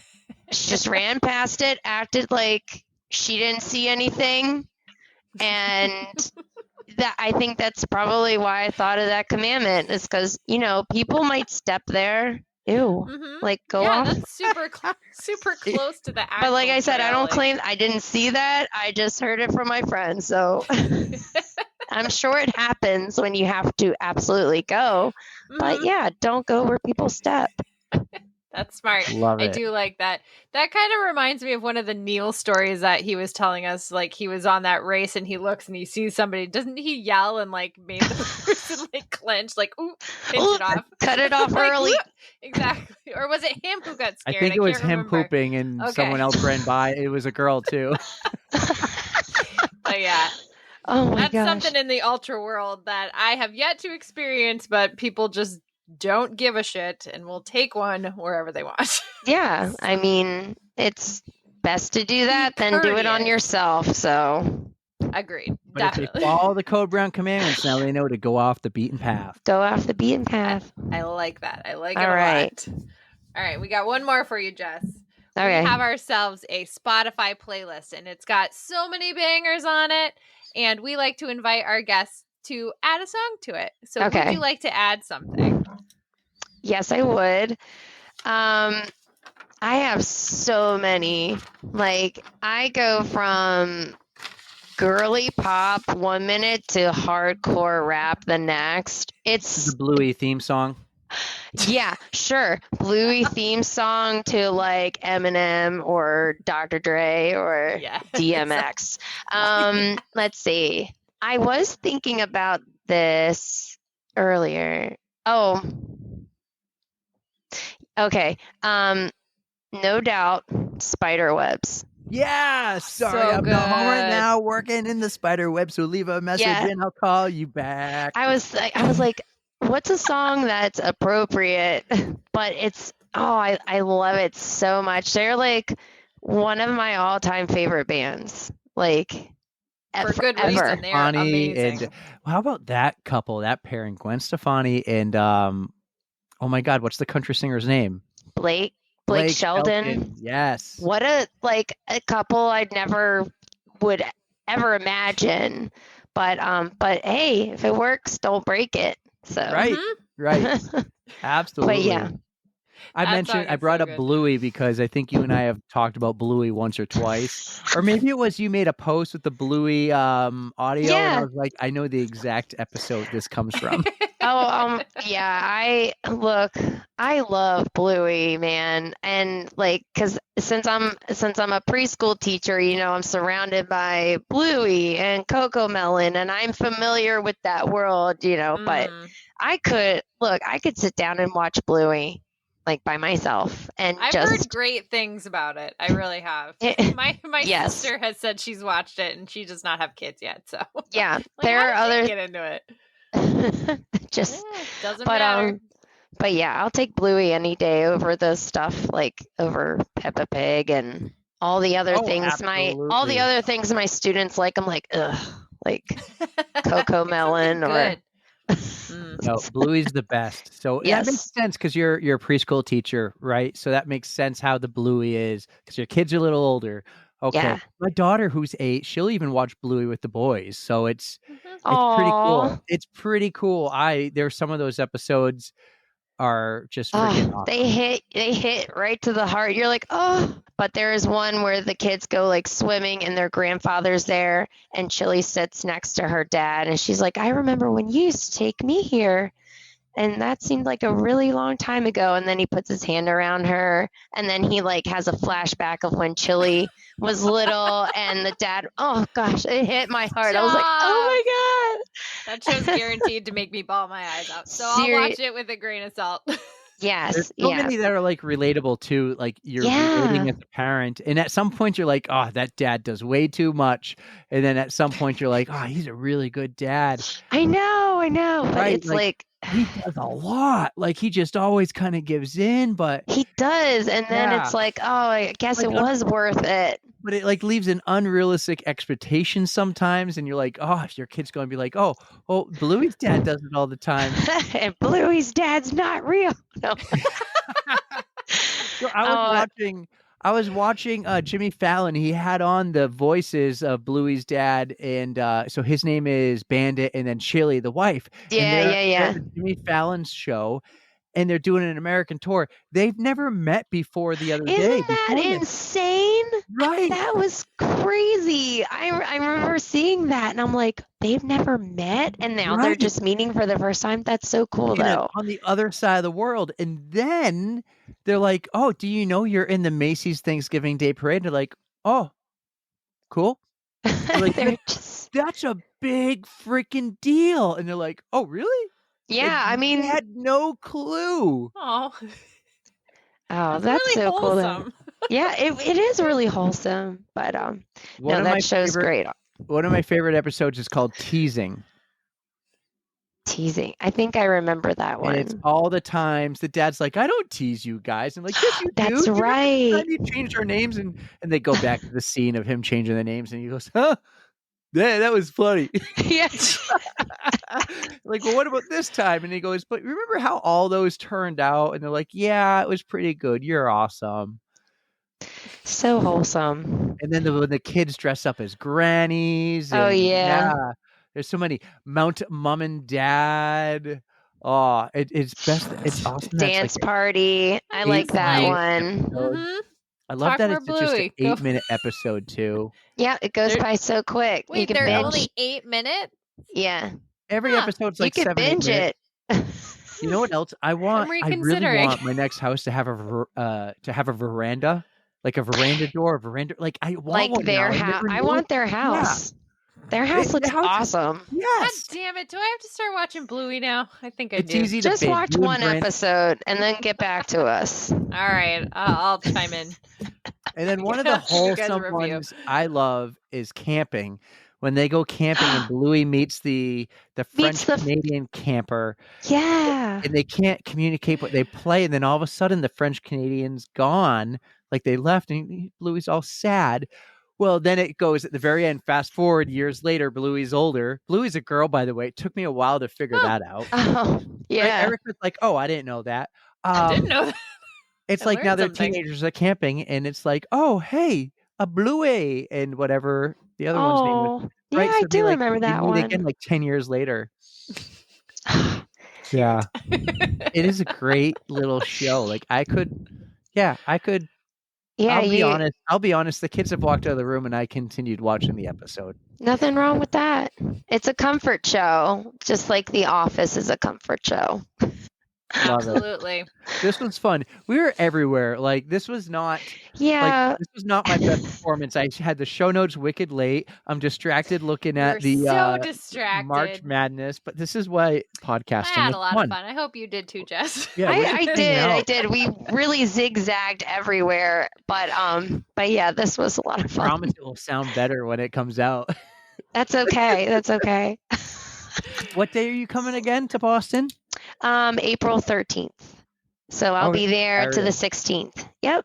Well, we will be at mile 19 on the course. You know, we will look for you. You don't have to pay too much attention to our story to find us, but we'll be tracking you. We'll know where you are. If you I do will have want a something, megaphone. Yeah. Oh, yes, I Jess! will. I'll see the purple from like a half mile away and be like, there she is.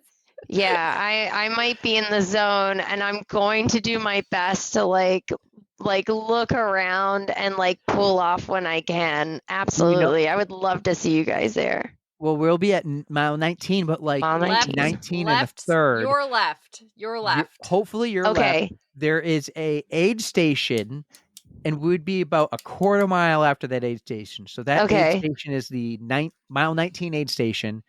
And after you go through that aid station, get your water, whatever you need, just stick to the left side of the road. Awesome. I Sounds think we're good. going to Yeah. be near, is it the Johnny Kelly statue? That I is- think yeah, it's the we're Johnny trying Kelly to statue. be near that. So if you have any clue where that is, go that way. Not a clue, but I'm sure I will see you guys. Well, this was wicked fun. Get used to that word around here. Wicked awesome. Wicked fun. awesome. It's going to be a wicked Park good the time. car in the yard.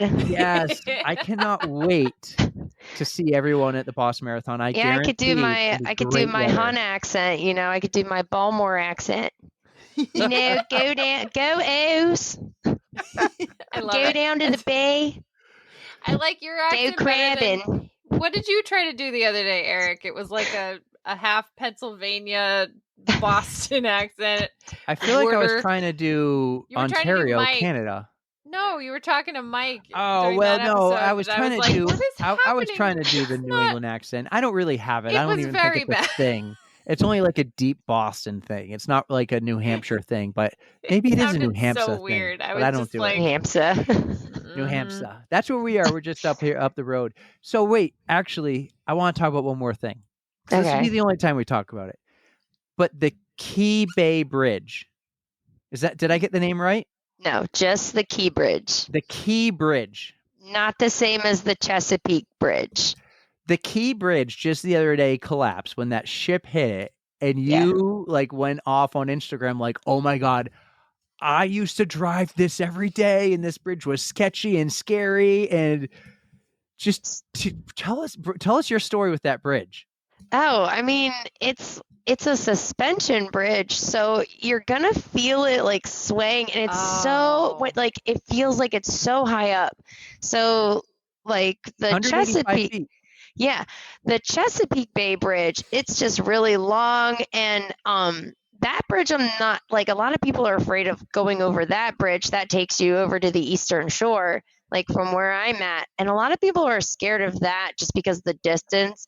But the Key Bridge just I don't know, is so high up, and I just felt like it was so unsteady. But yeah, I would drive over my mom or my parents would carpool me to high school across the Key Bridge, and I would commute to college that way because it was faster to go that route than go all the way where I mean Mm-hmm. all the way Yeah. around. But yeah, man, that was so crazy just Crazy. seeing that, and it's just like we haven't taken that route in a while, but still it's like it was a big part of my childhood and even young adulthood, like, and now it's like, oh god, it's gonna take years to like Yeah. years. Everything And it's from like clearing the pathway to getting the bridge out of the water to building a new and bridge. that's where our resources come from, going into the inner harbor in Baltimore. That's where all the cargo stuff's going. So but yeah, so wild to see that just collapse like that. Ooh. It was crazy. You're the one Yeah. who showed it to me. I'm like waking up, checking stories. There's yours. Nuts. And then what's going on? Yeah. Mouth drop. What? I know. honestly thought, because you played like a news clip, I was like, oh, this must, like, where did this happen? This definitely didn't happen here. Oh my God, it was Yeah. here. Oh, it was here. Yeah. Well, this was a lot of fun. Jess, you are wicked cool. A lot of fun. Thanks for coming on. We'll have to catch up after Boston. Maybe we catch up after your ultra, the one where you do a 5K every hour this fall. Oh my gosh, yeah, Pemberton. That's gonna be a fun one for sure. It's type 2 fun. Yeah, thanks for doing the zigzag with us. We'll call this was our zigzag episode. Yeah, it really was a zigzag, and that's kind of like me. I'm just kind of all over the place. Us too. But we're wishing you so much luck at Boston. We hope you have a blast. Enjoy the time with your family. Go enjoy see that all victory the lap. sites. Yeah, Stay absolutely. hydrated. And if you need anything at mile 19, you let me know. Like if you want a soda or like some candy or a waffle, I can hook you up. I got the waffles. We could do waffles. I mean, I don't know how we're going to cook it, but yeah.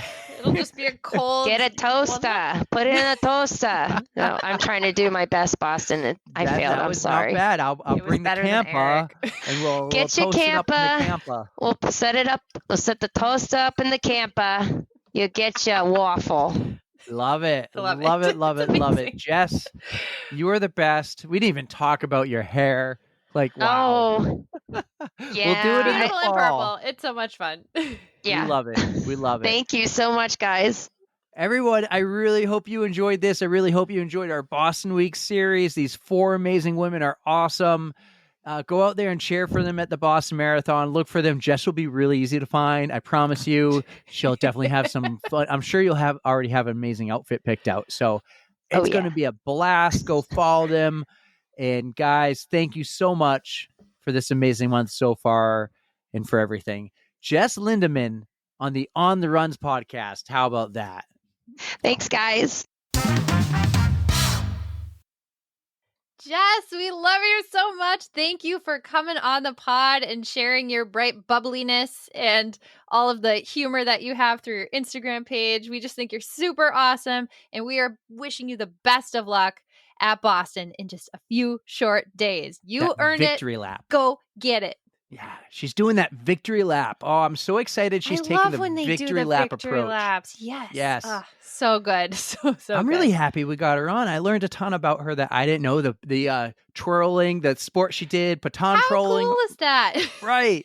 I can't pronounce either of those words right, but yeah. Wait, twirling? Oh. Twirling, baton trolling. I keep saying trolling. Trolling. I'm just rolling with the Baton mispronunciations twirling.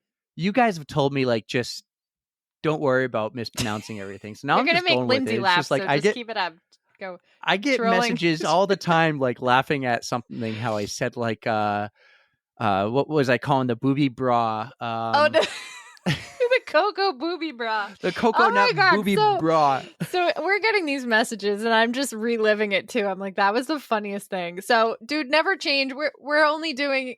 I hope you know that we're not making fun of you. We're just enjoying the way you're saying things. So we mean the it way in all I good am. fun, and Yeah, so it's fun. You don't need to have the perfect voice or speech to have a podcast. Well, good, anyone can do this. That ain't me. Oh man. But yes, keep doing you, buddy. Jess, you were awesome. We had an amazing 4 guests for Boston Weeks. We've doubled up. This was a lot of work doing 2 episodes the last 2 weeks. I would love to do it more often. If we could make a living doing it, I would totally put out 2 a week. But it's a lot of work and takes a lot of time and a lot of nights, long nights. So, Catherine Switcher, thank you so much. Allie G, thank you so much. One of our new best friends that love the group chat. Yuki, who we happened to drop Yuki's episode on National Unicorn Day. I think that was kismet. Honestly, it was probably the most perfect timing we could have had for an episode drop for the Yuki corn. And then Jess, was perfect. Jess and everyone was so perfect. Thank you for topping it off, Jess. I feel like the order we went in was the right order too, and that was not... Even though our numbers were a little off, but still. They were? Oh, yeah. 100, 101, 103, 102. Yeah. But we're keeping it that way because we're not perfect. But we hope you guys have an excellent race come Monday. I don't even know if we need to knock on wood anymore, but here it is. Weather looks gorgeous. I mean, it's perfect spectator weather. Yeah. It might be a little warm for you guys, but we're going to love it. And we're going to be there the whole time cheering you on. So really try to make sure you see us. We're going to be tracking you. We're going to be yelling and cheering and having a great time. So just enjoy yourself, soak up everything Boston has to offer, and have a wonderful time. If you guys have the WMUR app, or just go to WMUR.com, that's the local news station here in New Hampshire, WMUR Channel 9. Go there, click on local, and you'll find things of Tara Watt, which I haven't seen yet, need to watch. Jay Duncan, also I haven't seen yet. Steve, Mr. 305, I have seen that one. There's others, like I saw Allie on the Run, and I think they have other Boston runners on there, little 3 to 5 minute segments highlighting these people, highlighting our pod fam. I'm so excited. I asked Jay how it happened and everything. She filled me in. WMUR reached out to runners running. So I'm super happy all of you reached back out and found it, because I didn't see it, because maybe one day, maybe next year, I'll be like, hey, you should talk to this girl, Erika, who's going to run in the Boston Marathon and get redemption on that terrible weather in 2018. One can hope. But hey, Amanda has been posting something I saw on her Facebook page that she was like, oh, Boston 2018 was the worst race I've ever run, with crazy cold temperatures and wind chills and blah, blah, blah. And just being able to say I ran Boston that year makes me feel like such a badass. There were a lot of people who DNF'd that year, but I wasn't going to let it be me by any grace of God. I would have done anything. Catherine. You know who else called you a badass? And maybe she didn't use the word badass, but was super impressed, was, Catherine. Yeah. Catherine makes me feel extra badass. Catherine goes, when she ran the 1967 Boston Marathon, she goes, there was only one year that was worst weather, and that was 2018. And you're like, me. I did. Yeah. I mean, it just goes to show what runners will do to finish a race. I mean, if your health is in danger, I would say definitely don't try to finish a race. But it was just cold and windy and I was miserable, but it was Boston. That was my chance. So I was going to take it no matter what I could do. So, well, good stuff. You'll get it next year. I'll help you get it next year. I'll miss you at mile 19. If you get it next year, I'm going to volunteer. Jared called me out in the nicest way, but he goes, dude, we need to get you in the Boston Marathon. You need to suck it up. I don't think he used the word suck it up, but he goes, you just need to commit to it and we'll help you fundraise the money. And I'm just like, I don't know, man. I feel like I need to. I said, I'll volunteer next year. Let's get Erika in it and I'll volunteer. And if you run the race next year, I'll volunteer. If you don't get in, we'll do the mile 19 party. You know what? Whatever happens, happens, and I will be super excited for both of us either way. But I do think that you've paid your dues. You can run it whenever I you got get some the dues opportunity. to go. I got in my mind. I got some dues. I got to run some other marathons locally and stuff. Oh, well, that's easy. We'll hook you up. I'll run one with you. All right. Oh, that would be fun. Just like to actually run it with me. Yeah. I mean, can you deal with me talking for 26.2 miles? Dude, you dealt with me just rambling in the middle of the night during ultras. So if you can handle me doing that, I can handle you for 26.2 miles. Yeah. All right. Couple podcast programming updates. I have not yet posted the YouTube videos that I said I would have by today. I will get those out probably some point Thursday, Friday. I will get Catherine out. I will get Ali G out. And I will get Yuki out. I also might get the Dave McGilvery one out from last year. However, the Dave McGilvery one from last year is 100% unedited. Oh, that one I feel like I was frozen for during a big chunk of that. Yeah. So I had a hard time trying to edit it, so I just downloaded it and uploaded it to YouTube. I haven't released it yet. I want to watch it one time and make sure it's not bad. But I think there's a few of those points where we're like, okay, what do we want to talk about next? This is the stuff we edit out, Dave. Don't worry about it. I think that's in it. We'll just have to be fine with that. The other programming update is next Tuesday will be an OTR Classic. I was debating back and forth, how are we going to do this on Monday? I still plan on bringing microphones to the mile 19 and trying to get content, but I'm not going to put the pressure on myself to get it all out Monday night, considering that my brother is in town. Oh, yeah, that's right. So Tuesday will be an OTR Classic. Do not expect an episode to come out on Thursday, but maybe one will, maybe one won't. I don't know. That's not me doing a teaser. I just don't know. I'm hoping to get some people to come back on to tell us about the Boston Marathon and record with them. Probably put that out the following Tuesday. But I also have to find out when I can do this because... Don't stress yourself out, man. Honestly. Every night next week, I am not available to record it until 8:45 p.m. So I'm like, it's hard to ask someone to record at that time. So maybe I think Allie will do it. I think Allie would be game to do it. Maybe we do a 9 p.m. OTR Live, but that's really our interview. Maybe we bring back OTR Live. We haven't done it since my hockey season started, and it's over now. So, well, you're the ringleader. You tell me. Those are some programming updates. I'm in. Yeah. So we're unsure what's going to happen next week, but we do know YouTube videos will be dropping throughout the weekend and OTR Classic. It is a Boston Marathon OTR Classic, and it is close to 2 years old. So it's a good one that would be fun to hear again. So a lot of great Boston Marathon stories in that classic. We're going back to might be the teens or the 20s of the podcast for episode numbers. So 80 something episodes ago. Damn. That's awesome. Yeah. But I'll just drop it now because if anyone's still listening, you deserve to hear it. It's going to be Mike Beeman. And Mike Beeman was filled with, Erika, admit it, when we talked to Mike Beeman and you were kind of like, man, I don't know how this is going to go. And I think we're blown out of the water by how well it turned went. out to have some amazing stories. I'm so glad that we got the chance to sit. We had a very long conversation, so that's why we had to split it. So we have a Boston episode and then a regular. So it's just going to be the Boston episode. stuff. It's going to be basically part one, which is all Boston. You have stories of Rosie Louise, was that her name? The girl who cheated. Oh, that's right. He was behind her. I might have the last name wrong, but I think it was Rosie. Was her first name. Is it R? Yeah. And then I should know the history. Right. He had a great story about the year of the bombing, which actually goes back 8 months before when he got injured and was told, you will never run again. So it's a great classic. It will drop on Tuesday, guys, just like a normal Definitely week. Go back and listen. Yeah, right. It's worth and we'll be back maybe Thursday. And if not, the following Tuesday for sure.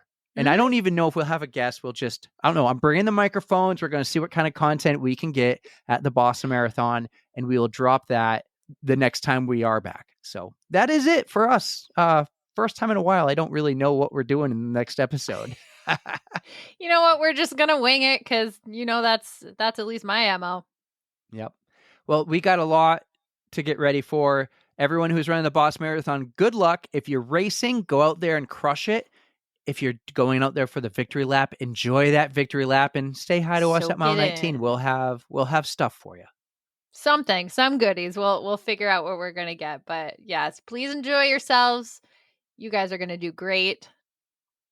Love you all. Good luck. Like, you're awesome. This is the greatest Monday in all of Mondays. It is the only time I'm excited for Monday. It's Marathon Monday. You're not excited for Monday night podcast interviews? I'm just kidding. That's I'm talking more work week Monday. Yeah, but yeah. It's going to be great, guys. Keep an eye on our stories on Instagram. I will be posting like on Monday everything that I can.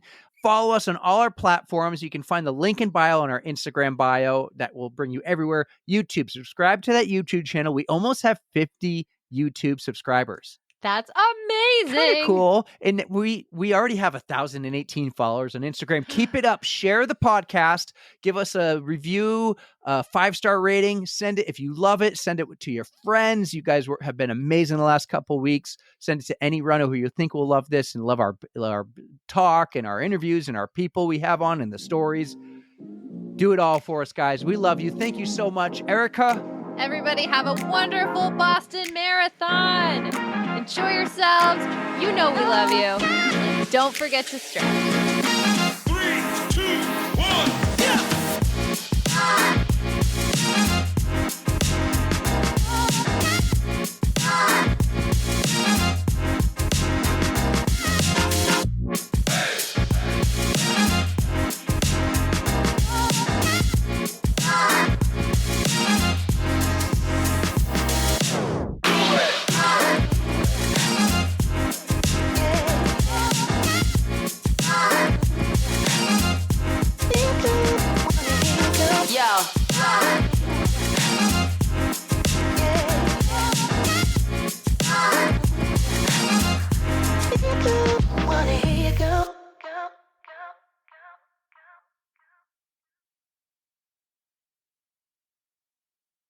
Any updates?